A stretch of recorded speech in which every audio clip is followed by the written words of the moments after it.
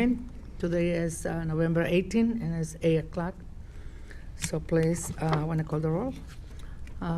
Jennifer Stelling, Here. Alderman Mike Seville, Present. and myself, Juani Garza, here. Now I want to pass to the lawyer. Thank you very much, Madam Substitute Chair. My name is Ross Seckler. I'm the attorney for the Electoral Board and will be assisting with the conducting of the proceedings herein. This matter has been continued from November 8th, 2024, at the initial hearings. And we'll first call the case, call the docket of Tara Loza versus Jasmine Garcia, Electoral Board case number 24 AMOEB01. Are the parties or their counsel present? Good morning, members of the board. John Fogarty on behalf of the objector. Good morning, everyone. Kevin Morphew on behalf of the candidate. Thank you both very much. Just to recap where we're at in this case, and as was memorialized in the case management order that was issued, but the initial hearing in this case was set and heard on November 8th, 2024, wherein the board adopted its rules of procedures and entered exhibits numbers 1 through 6 and ordered the scheduling and conducting of a records examination, set briefing schedule on preliminary motions, and set this matter for status on the results of the record exam, hearing and arguments, and then on those preliminary motions, and if it was going to work, an evidentiary hearing for today. And the parties did file the following. The candidate filed a motion to dismiss, or a motion to strike, I believe, certain parts of the objector's petition. Objectors filed a response to that motion, and the candidates filed a reply, all of which have been tendered to the board. Is that summarize the filing so far? It's our Did I miss understanding, anything? counsel. Okay, thank you. Additionally, there was a records examination conducted in this case. I'll explain some of the difficulties in this. So there were, of course, as everyone knows, the city of Aurora goes into 4 counties. In this case, there were 3 counties with signatures at issue, the bulk of which were in King County, and that was conducted at the records exam for King County was conducted with representatives of the party, as well as a representative for my office on behalf of the board on Friday, November 15th, to go through the bulk of the various objections and issue preliminary rulings for the parties to then argue from. 2 of those, there were 2 signatures from Will County, and the Will County clerk, instead of having everyone go to Joliet for 2 signatures, produced the 2 relevant records that were then subsequently produced to the party's counsel. DuPage County has its own procedures where they literally just do the record exam kind of on their own. And then they gave us those results, records, and findings to do with what we please. And those were also then produced to the parties with preliminary determinations based off those records. And those were all produced in summary and general form on yesterday, Sunday, November 17th, 2024.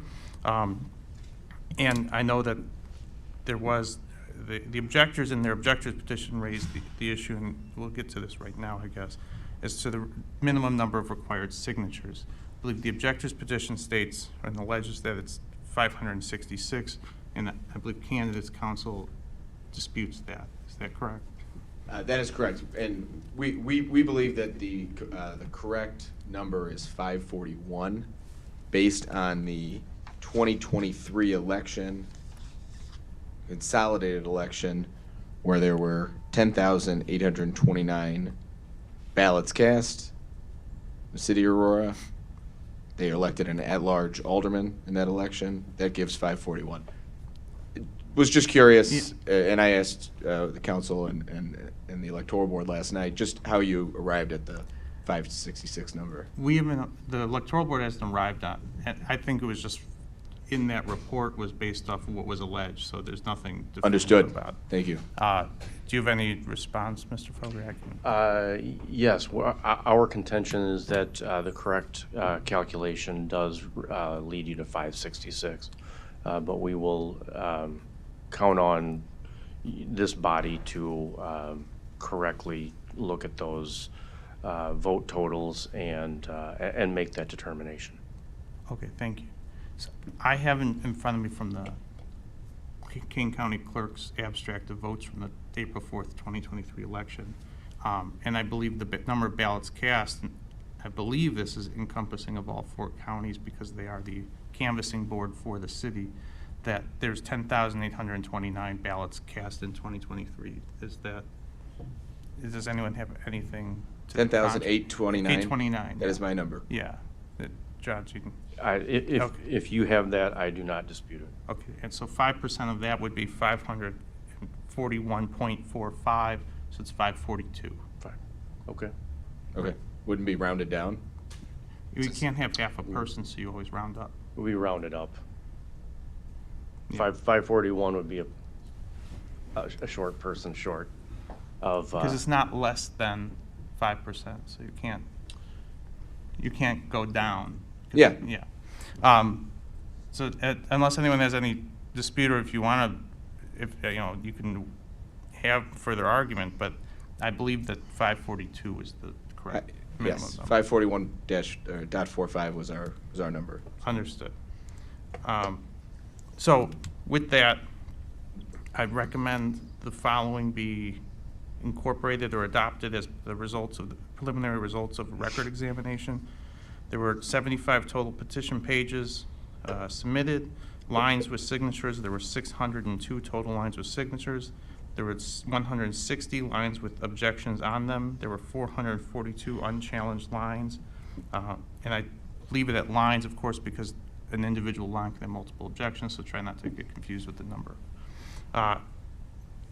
There were 160 lines examined total. Number of sustained lines where there was an objection sustained against that line were 77.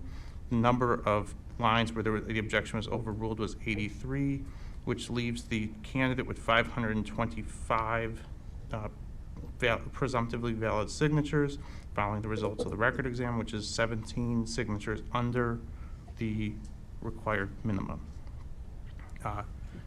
We would need, at this time, a motion from the board to adopt and accept into evidence the record examination findings and reports and incorporate by reference the exhibits and records attached to those reports and records that have also been tendered to the board and the parties. So moved. Motion made by Clerk Stallings, second Alderman Mike Seville. All in favor say aye. Aye. Motion pays 3-0. Perfect. So now, unless the parties need additional time, the Rule 8 motions would be due today at November 18th, 2024 at 5 p.m. I won't hold you to it, but the parties intend on filing those motions? We do. We do. Okay. So, and then we'll set this for further evidentiary hearing and status after. Okay. But then, I guess it would be appropriate if the parties are ready to then argue. There's preliminary motions filed and pending.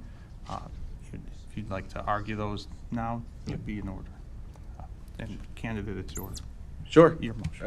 It's our motion, so we'll begin. Respectfully, members of the board and council, we are moving to strike paragraphs 17 through, or 5 through 12 through 17. And then paragraph 5 also had the allegation of the wrongly calculated the statutory minimum and the number of signatures that we submitted. So we just wanted to dispute that just for the record so that we weren't admitting to those facts.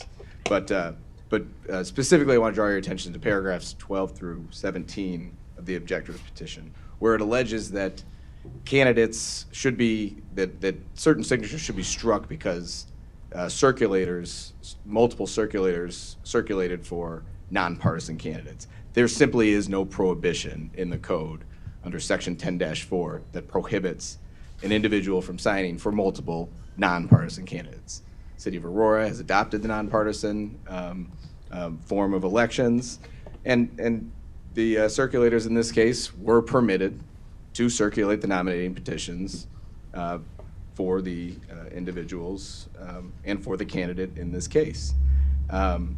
the case of McGuire versus Nogage, which expressly found that circulators may circulate it for multiple independent candidates, extends to the nonpartisan candidates. There's no allegation that the circulators sought to establish a political party, and so therefore all of this was permissible activity that is alleged. So even if every fact that he alleges is correct, they are legally insufficient arguments, and they therefore must be struck by this board.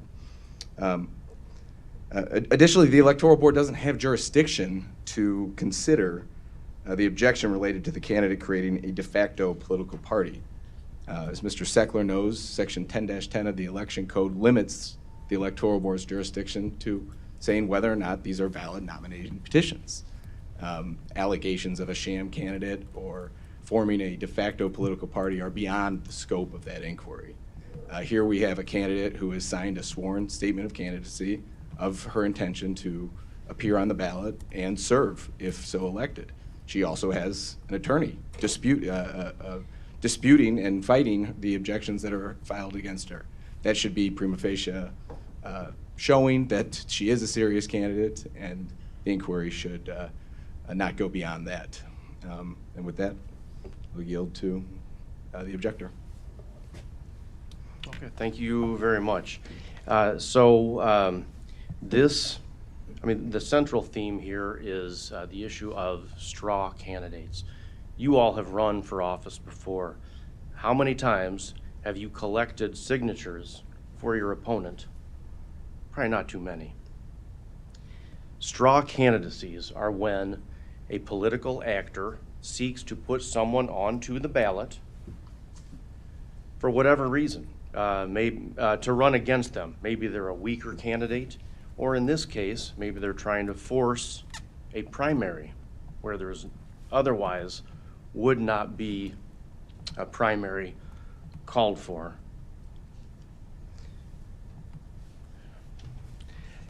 In our response to the motion to strike, we cite I think the seminal case on straw candidacies, and that is Smith v. Cherry. And let me back up for a moment and just summarize the activity that took place with this particular candidate. And I want to say from the get-go that the objector takes no issue with people working together to express themselves. This is what America is about. Or to support an entire slate of candidates, somebody for mayor, somebody for alderman, somebody for clerk, etc., etc. It's not what we have here. What we have here is this candidate received 16 nominating petitions from her opponent, John Lesh, and this candidate also actually notarized a sheet circulated by Mr. Lesh for yet another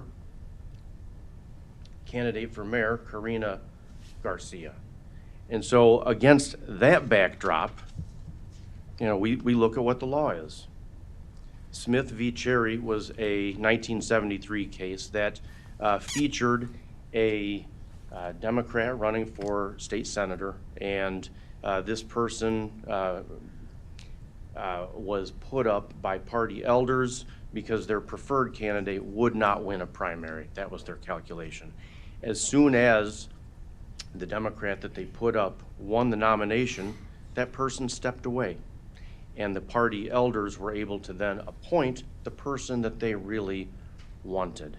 This was a straw candidacy, and the court in Smith v. Cherry said if the plaintiff can prove, and there was a lawsuit that ensued, if the plaintiff can prove that Mr. Cherry was a stand-in candidate and show just a reasonable possibility that a sham candidacy affected the outcome of the election, a new primary and a new general election should have been held. It's inappropriate. We have heard in the last 10 years or so another fairly well-known case, Gonzalez v. Madigan, featured Mike Madigan, who had his political allies circulate petitions for 2 individuals that he thought would be, the allegation is, he thought would be good to run against to dilute votes of people who might vote against him. A lawsuit ensued, but the federal, and it ended without overall consequence other than the federal appellate courts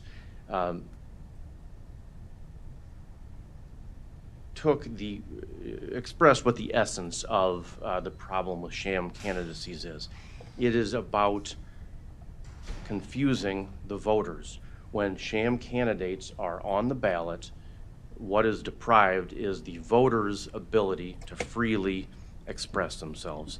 These candidates here admit working together. In his papers, Mr. Lesh says that they're working together to defeat a common enemy, almost like a political party. Now, the election code does provide guardrails against some of this type of activity. As counsel has noted in his papers, Section 10-3 of the election code, which would apply here, we believe, says that a voter, if you're just a mere voter and independent or nonpartisan candidates are coming to you for signatures in order to get them on the ballot, you can only sign for one as a voter. Now, how can it be, or should it be, that someone may circulate for many, and I understand what the Nogaj case said, how can it be that a candidate can circulate for his opponent? So, 10-4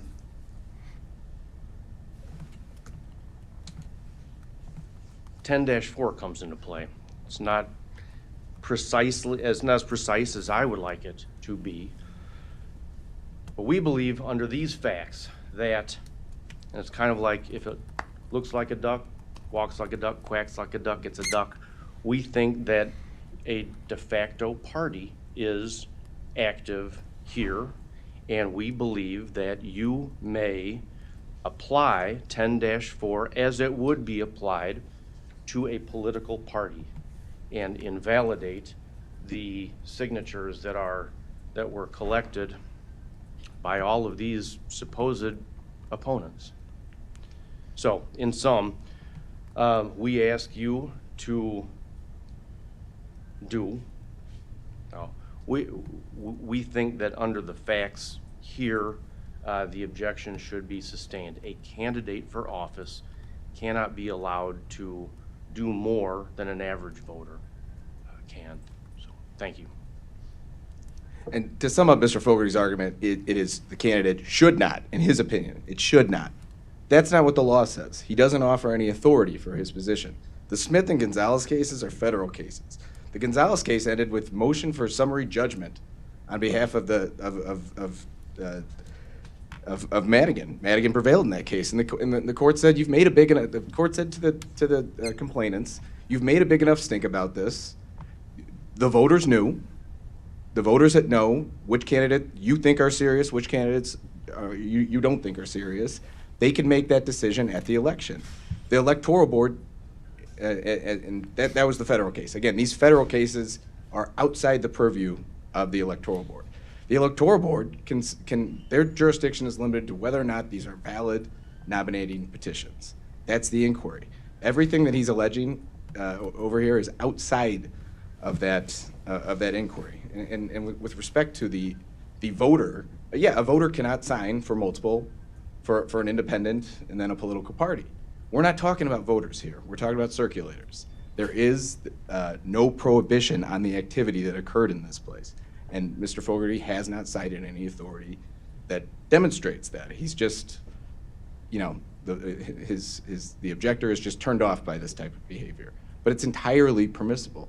Like-minded people can always work together to achieve common goals. That's democracy, And the allegations in these paragraphs before you are outside the purview of the Electoral Board, and he cites no authority for the proposition that a circulator may circulate for, a circulator may not circulate for multiple nonpartisan candidates for the same office. In fact, when confronted with this issue back in 2010, the Chicago Electoral Board was, in the case of, and I'll tender this to council and the board after this, the case of Jacks v. O'Donnell, 11 EB ALD 223, confronted this exact issue. And Chicago also has nonpartisan elections. And the Electoral Board said that there's no prohibition on this, even if it's a candidate. Circulating nominated petitions for their opponent. It might be unusual, it's not illegal. Thank you.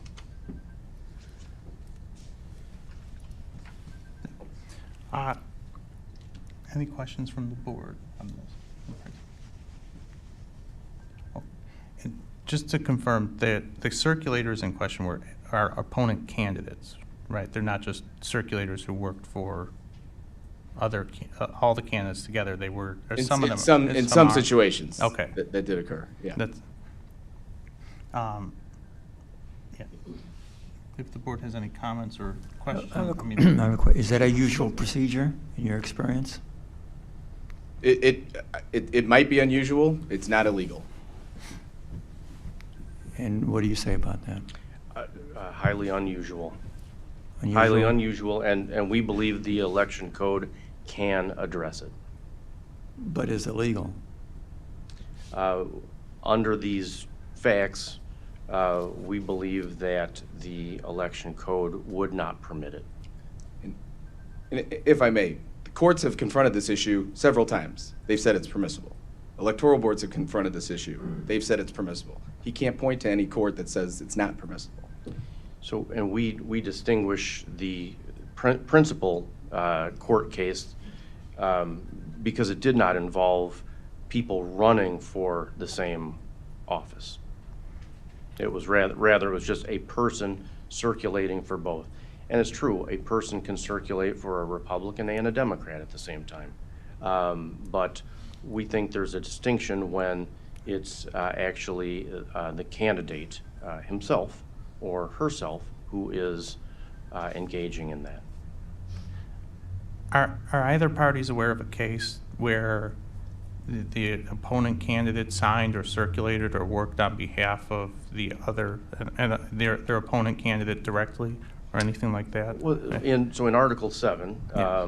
you know, and in Article 8, and that's Article 8 governs General Assembly candidacies. Article 7 is established parties and typically in the even-yeared elections. But a candidate could not sign, a candidate in the Republican Party could not sign the petition of a candidate in the Democratic Party. They'd be off the ballot.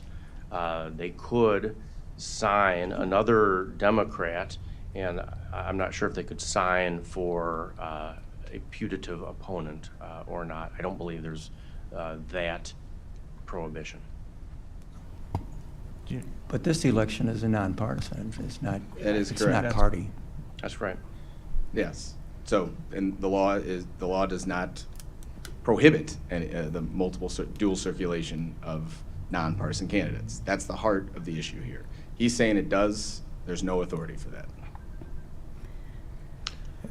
Is there And Mr. Steckler, I do believe this city case did hold that the candidate did circulate for, the candidate was circulating Okay, for, and it was permissible. Think if you can submit Yep. that either after. May I or- approach, sir? Yeah, sure. That's, you can, or just email it after. Sure.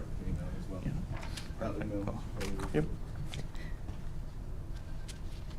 So if the board were to find that it is impermissible for the candidates to circulate on behalf of each other and it were to be appealed, it would be somewhat of a case of first impression in the circuit court? I do not believe so. It would not be. It would not be. It would be under McGuire, under the McGuire case, it's directly on point, interpreting the exact same section. In a Saying- nonpartisan race. In that case, it was independents, but the Section 10.3 applies Section 10-4, which controls nonpartisan candidates. They're applied in the exact same vein. So there's a case on point saying so the statute treats independent candidates and nonpartisan candidates in the same vein. And there's a case on point that says you may circulate for multiple independent candidates for the same office. So you extend that logic to the nonpartisan. And, But not opponents, is what we're Right, saying. right. And That's we the think difference. that's what the distinction Okay. is. And I think that distinction, I'm not aware that that's been tested in the courts. But a reviewing court would look at it. They'd say there is no prohibition in the statute, and they would find accordingly. Or a reviewing court may look at the facts and the governing law and say, yes, this is not what we envisioned for nonpartisan elections. Yeah, I guess if either party or both could comment on if there's anything about legislative intent or, you know, the integrity of the process here, that whether it does or doesn't affect it. You know, if you Sure, could there's just comment on sufficient the case record. law out there, Mr. Seckler, that Yeah. the General Assembly is presumed to know about cases that have been interpreted the statutes that they draft. So they're presumed to know about the McGuire case, and they did not clarify that and say, don't extend this to nonpartisan candidates as the statute expressly does, or let's prohibit independent candidates circulators of independent candidates from circulating for multiple candidates. They did not do that. And this McGuire case has been on the books for, one moment. It's been on the books for quite a while, but the Quite a while. statute has existed for quite a while as well. And I don't know that we can divine anything from action or non-action. Understood. And also the Chicago Board case from 2011 as well. Thank you. Which is not binding authority. Agree, not binding. The weight of authority does show that the objector's petition is untenable, and we ask that the motion to strike be granted. Just to understand what we're dealing with in terms of numbers here, do you know or have an agreement as to how many signatures are affected by this, depending on the board going one way or the other? Is it is it a lot? I don't have the number. I would, Okay. yeah, I'd have to. It's not, I'm just wanna. Yeah. For housekeeping purposes Yeah. here, just, I understand the question. I don't have those numbers. Yes, for this candidate, I know there were at least 16 petition sheets circulated by one of her opponents. okay, thank you. Okay. So in this case, especially because we're coming back, I'd recommend, unless the board has other questions, if the board wants to take time to review the filings and the arguments, we have to come back anyways and do an evidentiary hearing, and then, and make a final determination at that time. Unless the board's ready to rule on the motion, but.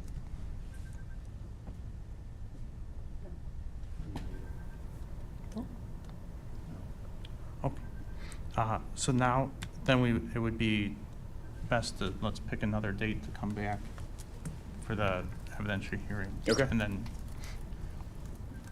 if there are additional cases or anything, feel free to submit, I guess. Sure.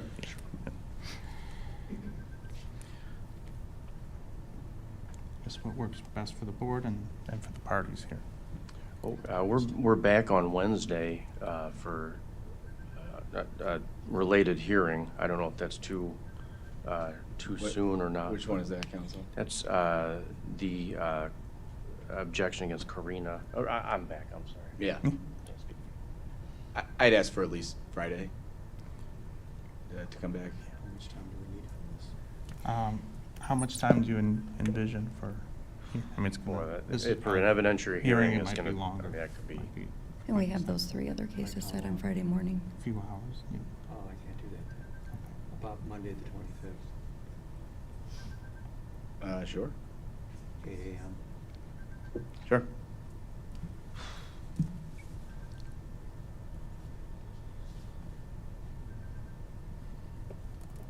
Does that work, John? It does. That would be evidentiary hearing on the Rule 8 motions, if Yes. any are filed today.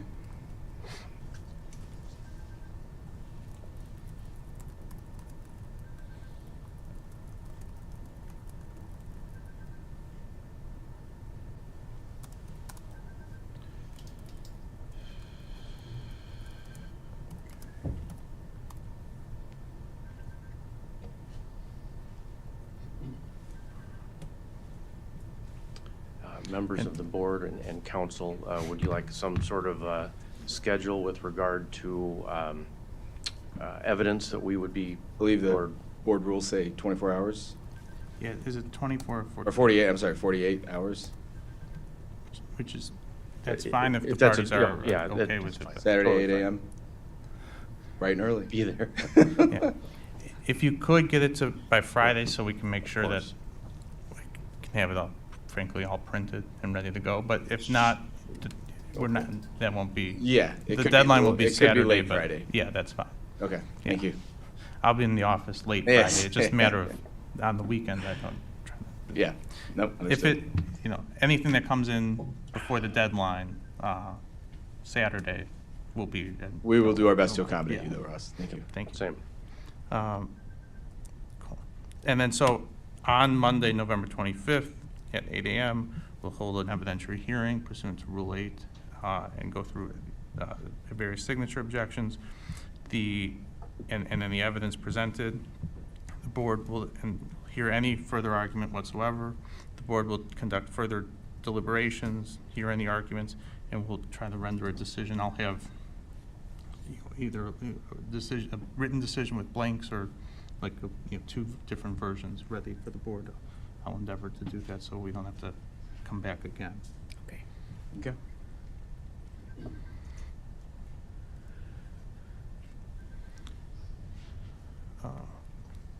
So we'll need a. I'm sure Mr. Fogarty and I would waive, would agree to acceptance via email too. Oh, yeah. Yeah, it's just a matter, then the board still has to reconvene for a Understood. final decision. Yeah. If the parties want, if you want to submit proposed findings, please feel free. You don't have to, the board's not ordering it, but you're more than welcome to. It's Just make for- sure- I'm For, sorry. for any written decision. Oh, okay, okay. Yeah. Well, I don't feel that's necessary. Unless you'd like to, then I would. No, I, Yeah. Yeah, I'll leave it open to the yeah, parties yeah. if well, they want okay. to, if We not. Appreciate the offer. Yeah. And it doesn't mean the board would adopt your proposals anyway, so. Understood. So with that, we'd request a motion to recess this hearing until Monday, November 25th at 8 a.m. for evidentiary hearing on the Rule 8 motions, any further arguments, further deliberations of the board, and the possible rendering of a decision by this electoral board. So moved. Second. Motion made by Clerk Stallings, second Alderman Mike Seville. All in favor, say aye. Aye. Motion passed 3-0. Thank you. So this matter stands in recess till Monday, November 25th Okay. at 8 a.m. Thank you very much. Okay. Next, we'll move on to case Tara Loza versus John Leish, Electoral Board Case 24 AMO EB 03, and the parties here, and can they identify themselves? Ed Mullen on behalf of the candidate, John Lash. John Fogarty for the objector. Thank you, gentlemen. Just as a summary of where we're at in this case. This case was initially heard on, with all the others, on November 8th, 2024, where the board adopted its rules of procedures and entered exhibits 1 through 6. There was no record exam necessary in this case. This board set briefing schedules on preliminary motions and set this matter for for hearing and arguments on those preliminary motions, and any further hearing for today. The candidate filed a motion to dismiss. The objector filed a response, and the candidate filed a reply. Is that correct? That's right. Yes. Those filings have been provided and tendered to the board. as well. And I guess unless there's anything in advance, any housekeeping, proceed to the arguments on the motions. Hey, thank you. Again, Ed Mullen on behalf of the candidate John Lash. The objection in this case is based primarily on an alleged violation of Section 10-4 of the Illinois Election Code that prohibits dual circulation for candidates in certain circumstances. I think it is important to understand what those circumstances are.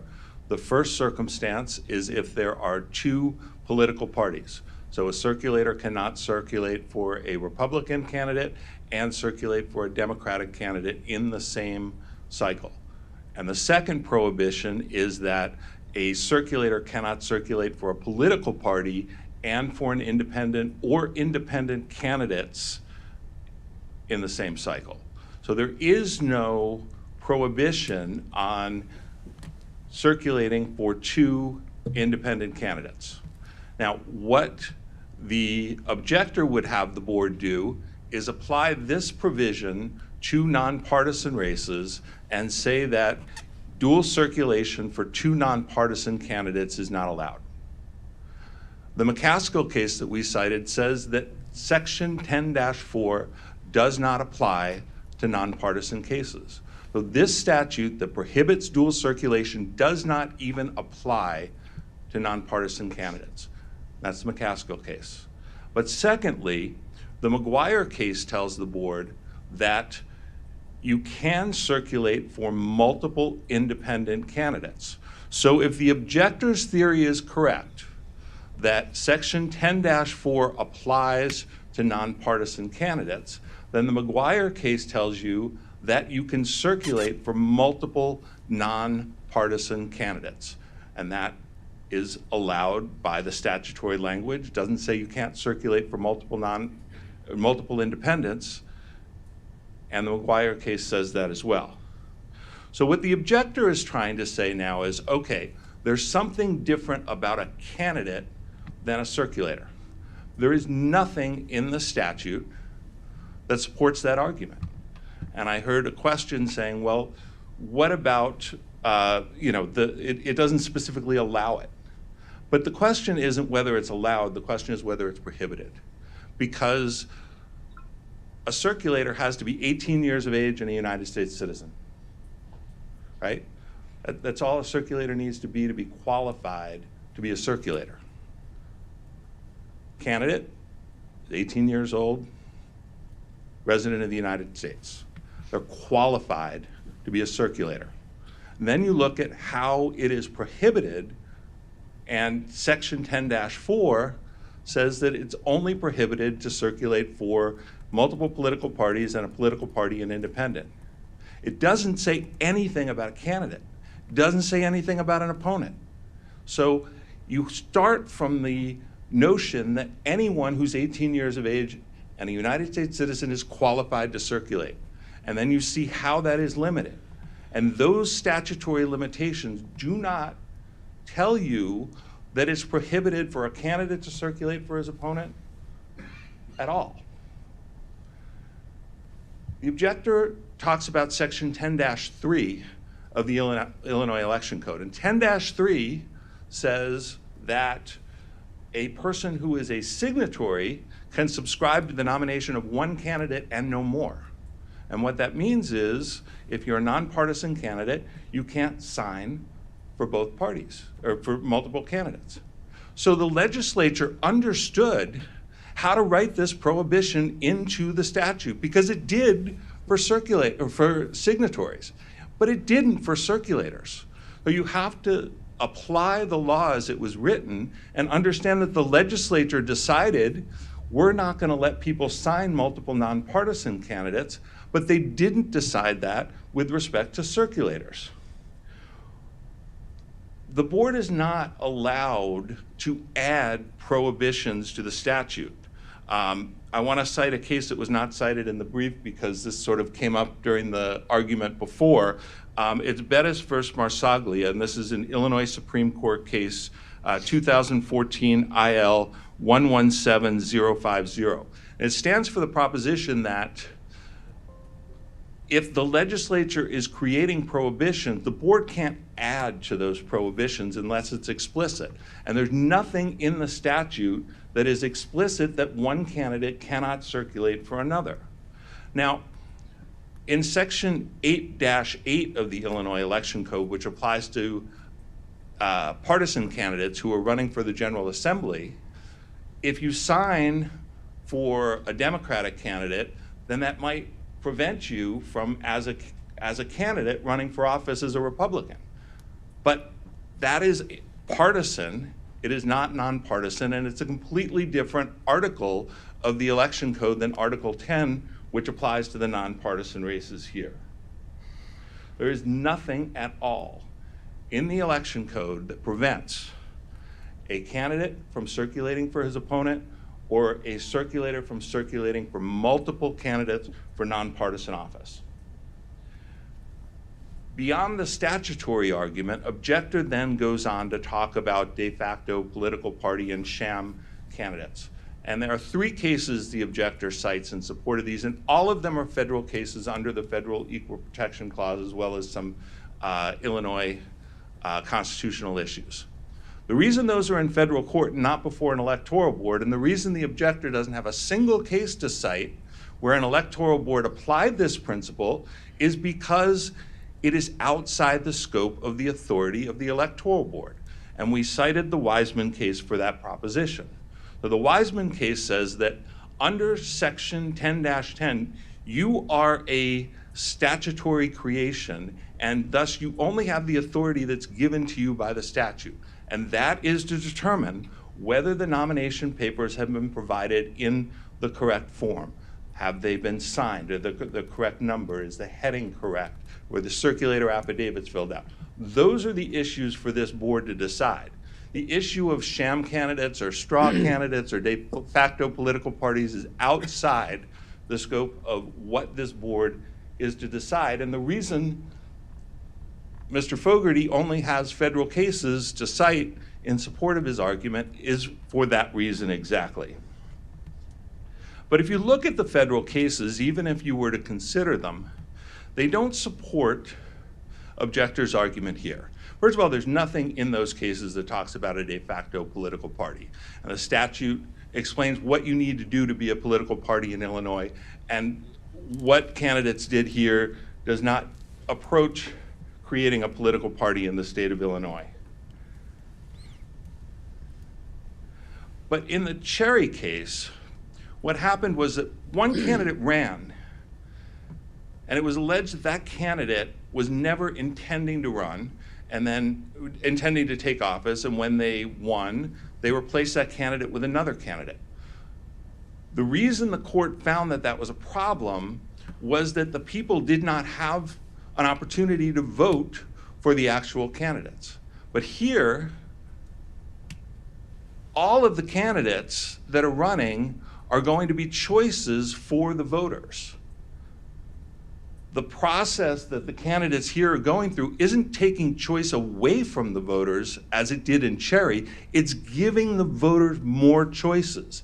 The only one that's trying to take choice away here is the objector. Mr. Morphew talked a little bit about the Gonzalez versus Madigan case, and I think that's a really important case because the court found that the case was invalid, denied summary or granted summary judgment to the defendant and said you don't have a claim. So the court didn't throw any candidates off the ballot, didn't order a new election. What the court said was, this is out in the public now. People know about it, so it's not fraudulent. In that case, the candidate didn't circulate for his opponents. It was the people that worked in his ward organization. So the candidate, if the facts alleged were correct, was trying to get other people to help him get another person on the ballot. But here, there's no fraud. This is out in the open. They signed the circulator affidavits. Voters know exactly what happened, and the voters can make a choice, and the candidates opposed to these candidates that work together can say, hey, look at what they're doing. Vote against them. They're being unfair. They're being unreasonable. They're being a de facto political party. Because that's out in the open, because they actually signed the circulator affidavits and did all of this out in public, there is no fraud on the voters. The voters will have a choice to decide among all of these candidates when they're on the ballot, because they should be on the ballot, and that is going to give more choice to the voters, and it complies with all of the statutory requirements for getting nonpartisan candidates on the ballot. This is Jasmine. Is she a sham candidate? No. She's a real person.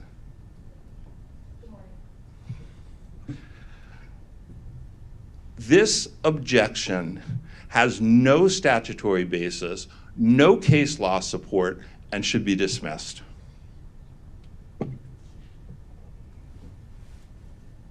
Mr. Fogarty? Yeah. So I'll start with the reference to Wiseman.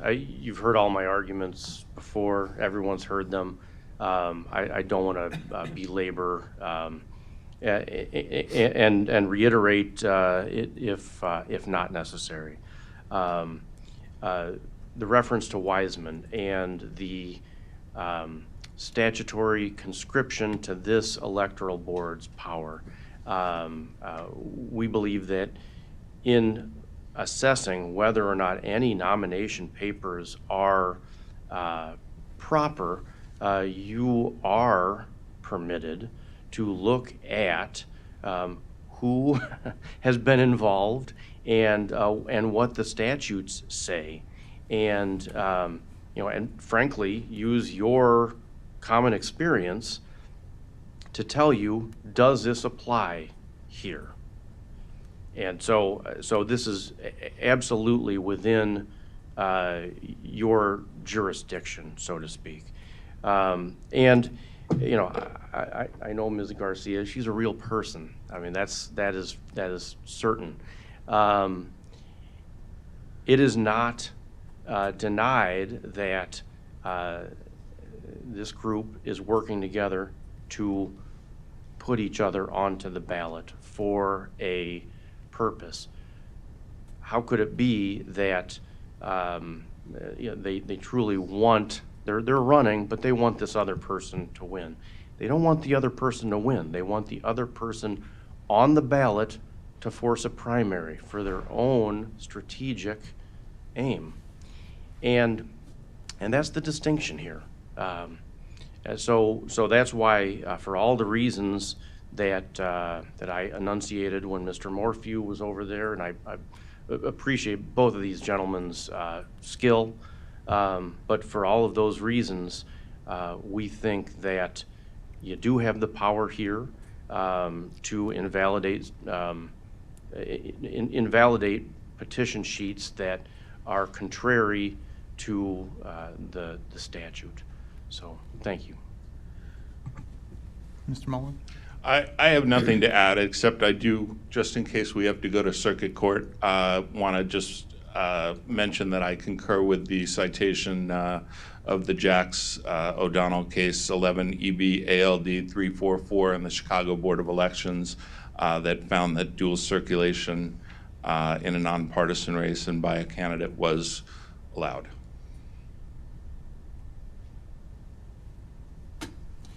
Thank you. Any questions from the board?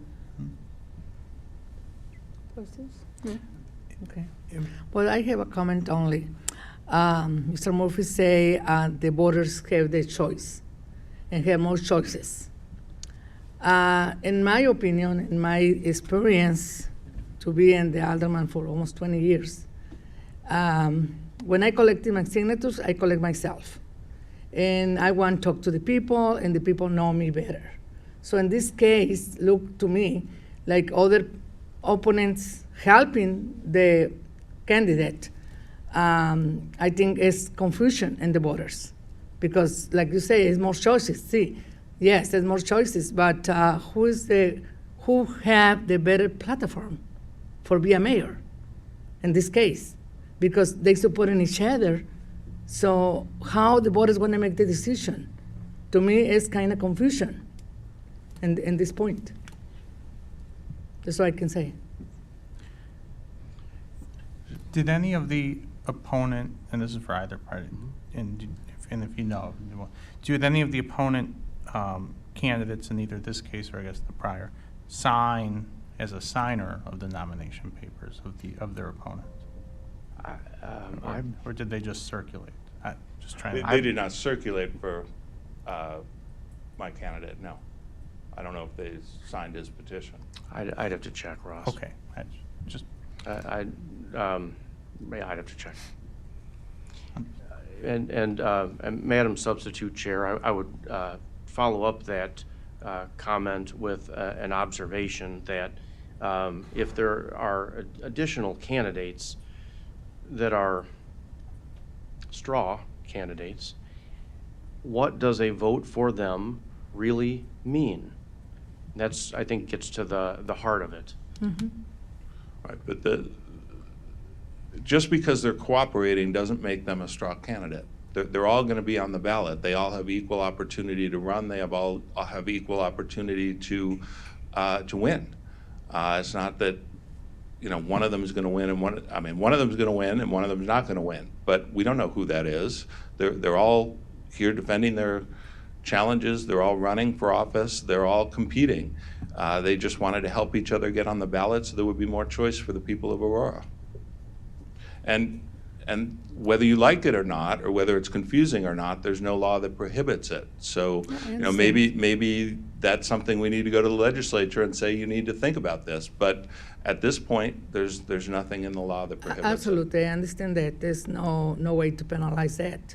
But I'm talking, and my feeling, and the people I talk, my voters, is feel confusion because I say, who was the good one? Who was what I have to vote? If they helping each other and it's an opponent, so it's like a lot of people does not really understand what's going on. Like you are a lawyer and you speak very clear, and it's like people understanding what's going on. Not a lot of people understand what's going on here. It's the point. So when they go to vote, who is the good one, or who is the real one to handle all the situation, all the city of Aurora? So I'm not saying they're not qualified. Probably they are qualified and very strong candidates.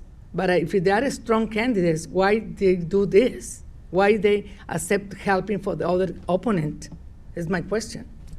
If they're strong enough, have your own signatures. Why they waiting for other candidates helping? Just saying because they want to have more choices. Even if it's 5 or 6 candidates, and they collecting the signatures and by self or other friends, but not other candidate opponent.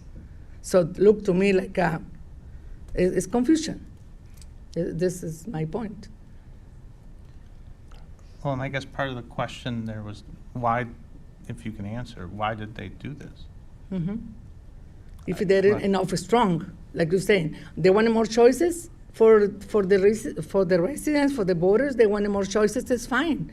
It's fine if they have 5 or 6 candidates, but the 5 or 6 candidates, they don't have signatures or cheats from other opponent.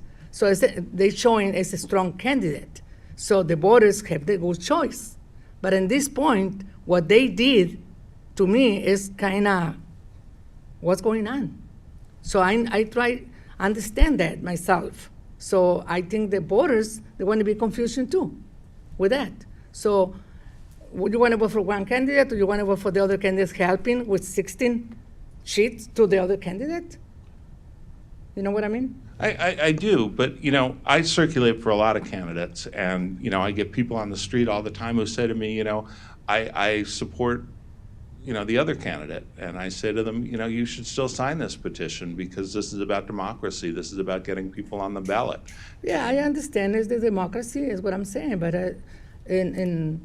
it's no penalized for this because there's no law to say it's prohibit.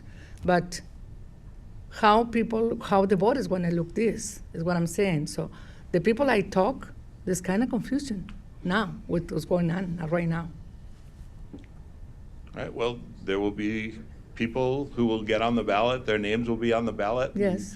You know, we've got 3 or 5 months to campaign and Well, explain to it's- voters. it's my only comment. Make the case. Okay? Richard is such a strong candidate, why is he over here contesting his constituents? Excuse me, the members of the public should remain in decorum. We're having a hearing. Y'all, Okay, it looks and- like y'all are over here helping Richard. Sorry, Madam Garza, with all due respect. That's strike 2, please. All right, any other questions from the board?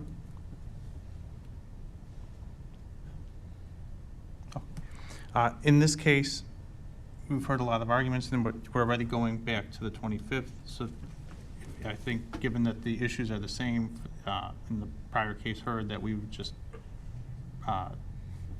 take this under advisement and go in to the 25th for any further deliberation. If the parties have any further arguments, you don't have to. And I'll bring 2 separate two separate decisions, and we can deliberate and have that done. 25th at what time? 8 a.m.? Would you say it's gonna be the same amount of hours for both? No, this one will be significantly shorter, I think. Maybe, Right. if it pleases the parties on the board, maybe we'll call this one first Thank you. on that day. Because Okay. this is purely the legal issue, and let the evidentiary hearing in the second case go on next.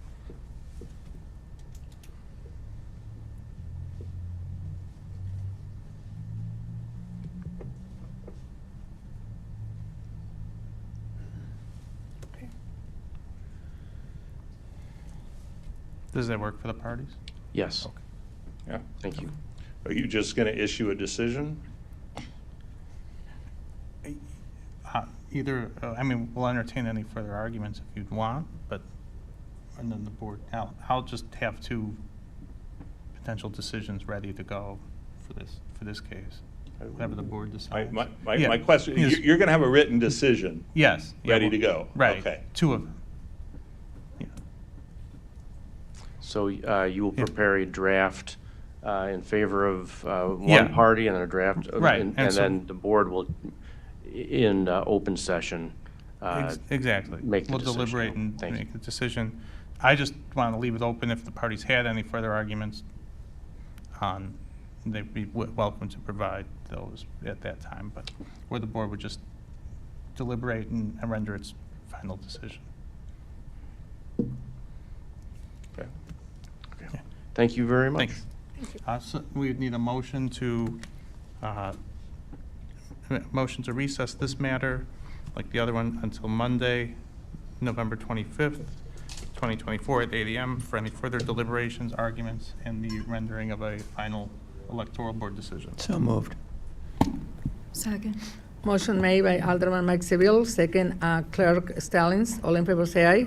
Aye. Aye. Okay, motion passed. Okay, any other further matters or public comment for the electoral board? All right. Seeing none, None. Motion for adjournment. motion to recess. Recess Until the 25th. till the 25th. Motion by Alderman Mike Seville, second Alderman Clerk Second. Stallings. All in favor say aye. Aye. Okay, next, for the 25th. We stand in recess. Thank you.